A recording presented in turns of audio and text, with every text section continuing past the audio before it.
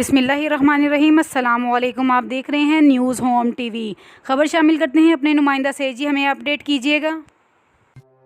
जी मामू कांजन फ़लस्तीन के हक़ में एहतजाजी रैली निकाली गई, जिसमें लोगों की कसीर तादाद ने शिरकत की। अंबिया अलैहिस्सलाम की सरजमीन फ़लस्तीन के मुसलमानों और हमास के गयूर मुजाहिदीन से इज़हार यकजहती के हवाले से रैली का अहतमाम किया गया। रैली जामिया तलीम अलैहिस्सलाम से कलमा चौक चुंगी नंबर 5 तक निकाली गई, जिसमें जमीयत अमन उलमा, मामू कांजन के उलमा इकराम और लोगों की कसीर तादाद ने शिरकत की। रैली कलमा चौक पहुँचने पर खादम हुसैन फ़रूकी, अमीर जमात इस्लामी, हाजी बशीर अहमद, दीन मोहम्मद खान पठान, मौलाना यासिर इकबाल, मौलाना उतार लाओ दीगर ने खिताब करते हुए कहा कि हम फ़लस्तीनी मुसलमानों पर इसराइली जारियत की शदीद अल्फाज में मज़म्मत करते हैं। मस्जिद अक्सा मुसलमानों का किबला अव्वल है और हमेशा रहेगा। सहवानी फ़वाज फ़लस्तीन के मुसलमानों पर जुल्म सितम करके इंसानी हकूक़ की खुल्लम खुल्ला खिलाफवर्जी कर रही है।